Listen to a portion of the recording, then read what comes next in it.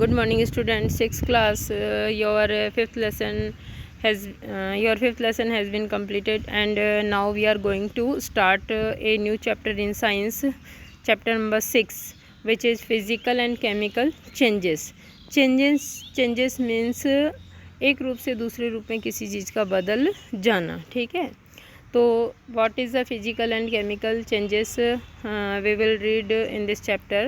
Okay, go ahead. Every day you come across many changes in your surroundings. प्रतिदिन आप अपने आसपास होने वाले बहुत सारे चेंजेस को देखते हैं. These changes may involve one or more substance. In changes में एक या एक से अधिक पदार्थ जो है वो सम्मिलित हो सकते हैं. For example, your mother may ask you to dissolve sugar in water to make a cold drink. जिस तरह से आपके घर में किसी के आने पर आपकी माँ जो है आपको ठंडाई बनाने के लिए पानी में क्या घोलने के लिए कहती है? शुगर घोलने के लिए कहती है. Making a sugar solution is a change. तो इस तरह से शुगर का ये सॉल्यूशन बनाना, making a sugar solution is a change. चीनी का घोल बनाना भी एक चेंज है. Similarly setting curd from milk is a change. दूध से दही बनना भी एक चेंज है. समटाइम्स मिल्क बिकम सोर. कभी कभी दूध खट्टा हो जाता है यानी फट जाता है. It is also a change students. Souring of milk is a change. और stretched rubber band also represent a change. खिंचा हुआ रबड़ भी एक प्रकार के चेंज को शो करता है. Make a list of 10 changes you have notice around you. आपके आसपास होने वाले 10 चेंजेस को जो है आपको लिस्टेड करना है.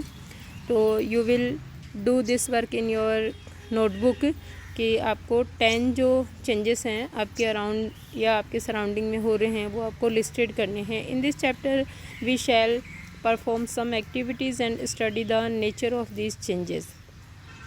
इस पार्ट में हम लोग कुछ एक्टिविटी करेंगे जिनके माध्यम से हम लोग परिवर्तन देखेंगे, परिवर्तनों की प्रकृति देखेंगे या पढ़ेंगे. Broadly these changes are of 2 kinds.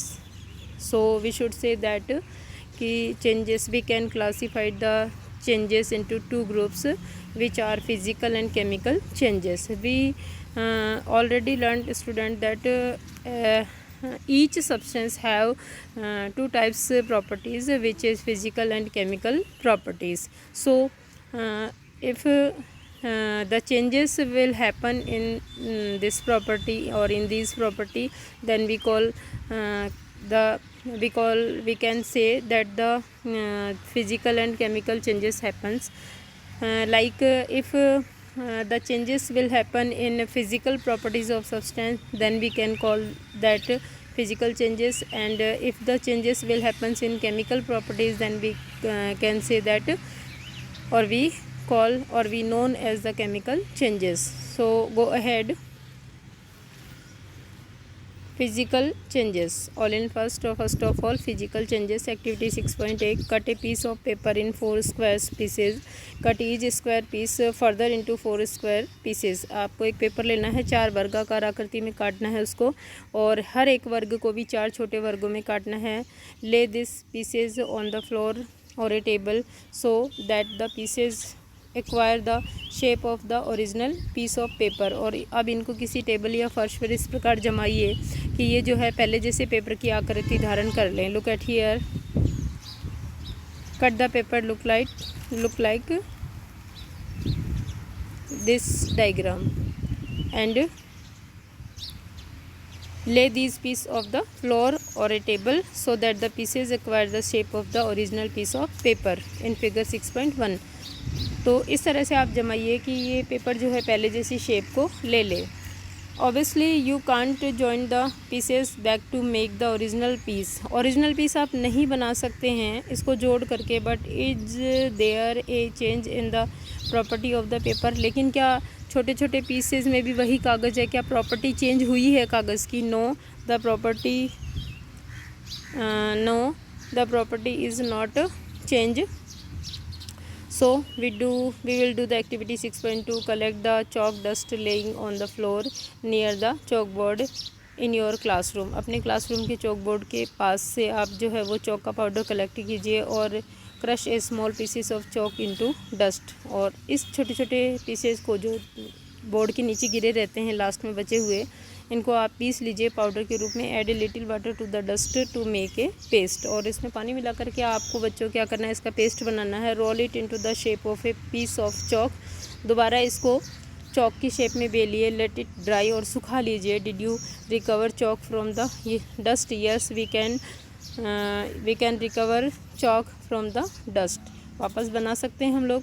Activity 6.3, take some ice in a glass और प्लास्टिक। आप प्लास्टिक टम्बलर, किसी प्लास्टिक टम्बलर और ग्लास में आपको थोड़ी आइस लेनी है। Melt a small portion of ice by placing the tumbler in the sun. अब आपको ये टम्बलर जो है वो सनलाइट में रख देना है, सूरज की धूप में रख देना है, ताकि बर्फ़ धीरे धीरे पिघलना शुरू हो जाए। You have now a mixture of ice and water, अब आपको आइस और वाटर का एक मिक्सचर मिलेगा। Now place the tumbler in a freezing mixture ice plus common salt. अब आपको एक फ्रीजिंग मिक्सचर में रख देना है। फ्रीजिंग मिक्सचर क्या होता है? आइस प्लस कॉमन साल्ट, है ना, क्योंकि कॉमन साल्ट जो होता है वो जमाने में सहायक होता है। तो फ्रीजिंग मिक्सचर में हम लोग इस आइस और वाटर के मिक्सचर को रख देंगे। Does the water become solid ice once again? Yes the water become solid ice once again, जम जाएगा ना, वापस बर्फ़ जम जाएगी। ऐसा ही हम लोग अगर सॉलिड हम लोग फ्रीजिंग मिक्सचर में नहीं रखे तो हम लोग क्या कर सकते हैं, उसको डी फ्रीज में रख सकते हैं हमारे फ्रिज के अंदर, और बाहर निकाल करके देख सकते हैं कि वो किस तरह से पिघलने लग गई है। ठीक है। Now activity 6.4, boil some water in a container. Boil some water in a container, एक कंटेनर में कुछ वाटर लेना है और आपको उसको गर्म करना है। Do you see the steam rising from the surface of water?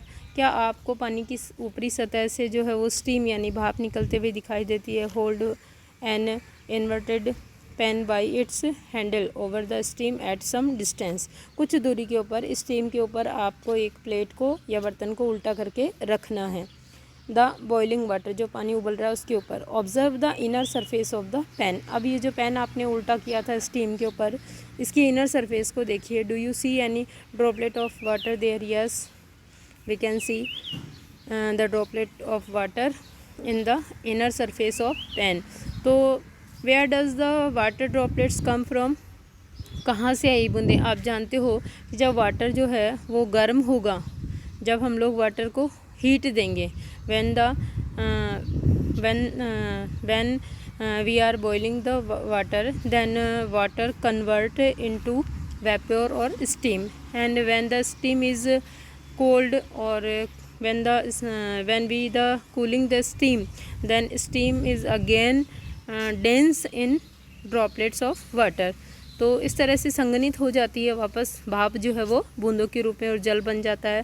सो हम लोग कह सकते हैं द फिज़िकल चेंज, देखो हम लोग वापस उसी पदार्थ को प्राप्त कर सकते हैं जिससे हमने चेंजेस को शुरू किया था। जैसे आइस है, यहाँ पर देखिए द फिज़िकल चेंज है। जब हम लोग आइस को डिफ्रीज़ करेंगे या आउट ऑफ फ्रीज रखेंगे, then it converted into water, and when we heat the water then it converted to steam. After some time when we do the cooling of heat, then steam again change into water, and when we take the water in defreeze, then water convert into ice again। तो इस तरह से आपने देखा कि किस तरह से आइस से वाटर, वाटर से स्टीम, वापस स्टीम से वाटर और वाटर से वापस आइस बन गई है। ठीक है। Means the physical changes drive into both sides, दो तरफ चल सकते हैं। फिजिकल चेंजेस जो है ना, physical changes can be drive into both sides. मतलब आइस से वाटर बना, वाटर से वापस आइस बन सकती है, वाटर से स्टीम बनी, स्टीम से वापस वाटर बन सकता है। ठीक है। तो इस तरह से ये फिजिकल चेंजेस जो है वो दोनों दिशाओं में चल सकते हैं, यानी रिवर्सिबल चेंजेस होते हैं। Physical changes are reversible changes, and it's not permanent. ये जो है वो परमानेंट नहीं होते, ऐसा ही होते हैं। मीन्स जहाँ से हम लोग स्टार्ट करते हैं, जिस पदार्थ से, जिस सब्सटेंस से हम लोग स्टार्ट करते हैं, वापस उसी सब्सटेंस को प्राप्त किया जा सकता है। और फिजिकल चेंजेस क्या होते हैं? When the changes will be happen in when the changes will be happen in physical property of a substance, then they called physical changes. Okay students, next topic is chemical changes, or we will do the chemical changes, or we will read the chemical changes in your next video on tomorrow.